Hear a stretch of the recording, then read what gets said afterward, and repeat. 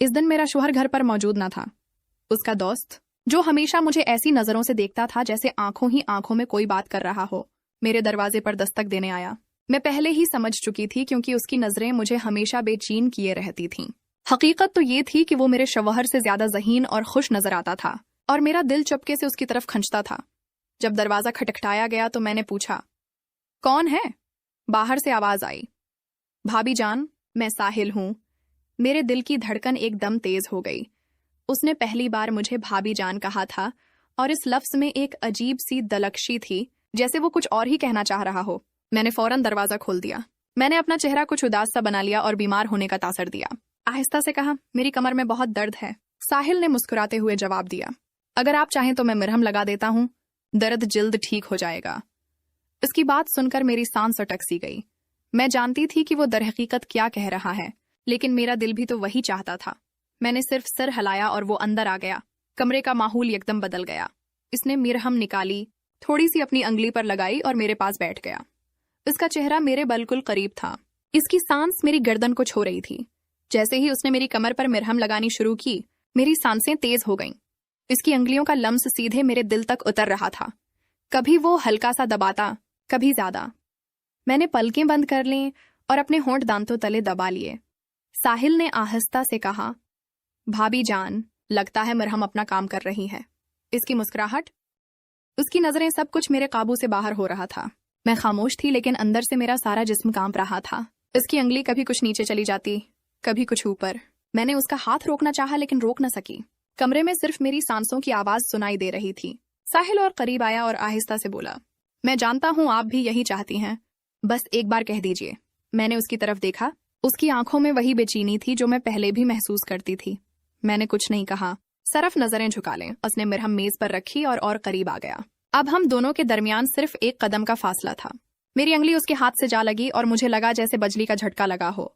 मैंने आहिस्ता से कहा, साहिल। इसने मुस्कुराते हुए जवाब दिया, बस भाभी जान, अब मैं समझ गया।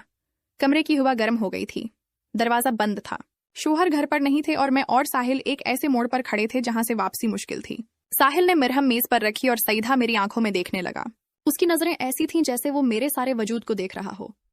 मैं खामोश थी, बस होंठ दांतों तले दबाए रखे। उसने आहिस्ता से कहा, भाभी जान, आप बोलती क्यों नहीं? आपके चेहरे पर सब कुछ लिखा है। मेरे लिए संभलना मुश्किल हो रहा था। मेरा दिल तेजी से धड़क रहा था। मैंने अपना दुपट्टा थोड़ा और संभाला और पलटकर उसे देखने लगी। वो आहिस्ता से करीब आया। उसके हाथ मेरी कमर पर ठहर गए। मैं एक पल के लिए सख्त हो गई, लेकिन अगले ही लम्हे मैंने अपनी आंखें बंद कर लीं, जैसे मैं भी तैयार हो चुकी हूँ। साहिल ने हल्की सी हंसी के साथ कहा, अभी दर्द कम करना है या और ज्यादा करना है? मेरे होंठों पर हल्की सी मुस्कुराहट आई, लेकिन मैंने कुछ नहीं कहा। उसकी आवाज, उसका लम्स, सब कुछ मेरे अंदर घूम रहा था। कमरे में सिर्फ लैंप की हल्की रोशनी थी। इस रोशनी में उसका चेहरा और ज्यादा वाज़ेह लग रहा था। मैं उसकी एक एक हरकत को महसूस कर रही थी। जब उसने अपने दोनों हाथ मेरी कमर पर रखे तो मैंने अपनी सांस अंदर खींच ली। मैंने आहिस्ता से कहा, साहिल, और उसने बगैर देर किए जवाब दिया, बस भाभी जान, मैं यही था आपके लिए। मुझे लगा जैसे सब कुछ वहीं रख गया हो। उसका हाथ आहिस्ता आहिस्ता नीचे की तरफ जा रहा था और मेरा जिस्म खुद ब खुद नर्म होता जा रहा था। मैंने उसका हाथ थामकर रोकना चाहा, लेकिन अंदर से रोक न सकी। उसने अपना चेहरा इतना करीब कर लिया कि मैं उसकी सांस महसूस कर रही थी। मेरी आंखों के सामने सिर्फ उसका चेहरा था। उसकी मुस्कुराहट जैसे मुझसे कह रही हो, अब तो तुम मेरी हो। मैंने अपना सिर हल्का सा झुकाया और इस लम्हे में खुद को रोक न सकी। साहिल ने आहिस्ता से कहा, भाभी जान, शौहर को कुछ पता नहीं चलेगा। आप बस आज की रात को यादगार बना दो। मेरी अंगलियां उसके हाथ पर फंसल गईं और मैं बस उसे ही देखती रही। दिल में खौफ भी था, लेकिन इस खौफ से ज्यादा एक अजीब सी खुशी थी। वक्त रखता जा रहा था। दरवाजा बंद था। घर खामोश था और मैं और साहिल एक लकीर के दोनों तरफ थे। इस लकीर को पार करते ही सब कुछ बदल जाता। मैंने हंसते हुए बस इतना कहा, तुम रखने वाले तो हो नहीं और मैं रोक पाने वाली नहीं। उसने सीधा जवाब दिया, फिर देर कैसी भाभी जान। और जैसे ही उसने मुझे अपनी तरफ खींचना शुरू किया, मेरा सारा काबू टूट गया। साहिल ने मुझे अपनी तरफ खींच लिया। एक पल को लगा जैसे पूरा कमरा घूम गया हो। इसका सीना मेरे करीब था। उसकी सांस मेरी गर्दन को छू रही थी। मेरा दिल इतना तेज धड़क रहा था कि मुझे खुद सुनाई दे रहा था।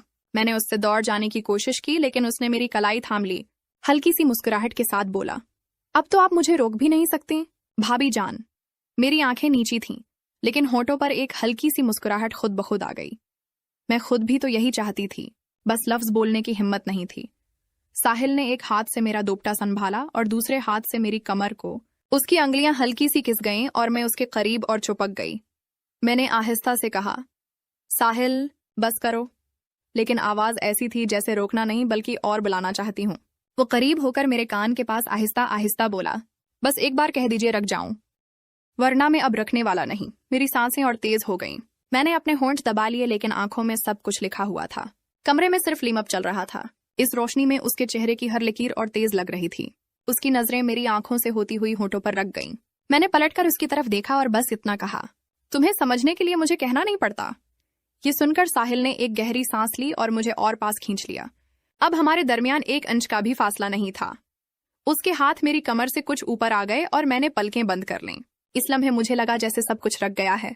दरवाजा बंद, घर खामोश और हम दोनों अकेले। शौहर घर पर नहीं थे और मैं अपने शौहर के दोस्त की बाहों में थी।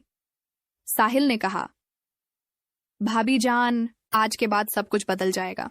मैंने आंखें बंद रखते हुए सिर्फ एक हल्की सी आवाज निकाली, जो होना है अब होने दो। और अगले ही लम्हे साहिल ने एक कदम आगे बढ़ाया, जहां से वापसी मुश्किल थी। ये कहानी एक ऐसे नाजुक मोड़ की इक्कासी करती है जब इंसान अपने जज्बात और ख्वाहिशात के दरमियान घर जाता है। ये हमें उस बात पर सोचने पर मजबूर करती है कि हमारे फैसले न सिर्फ हमारी बल्कि दूसरों की जिंदगियों को भी किस तरह मुतासिर कर सकते हैं। हर रिश्ते की अपनी होती है जिसे हमेशा महफूज रखना चाहिए।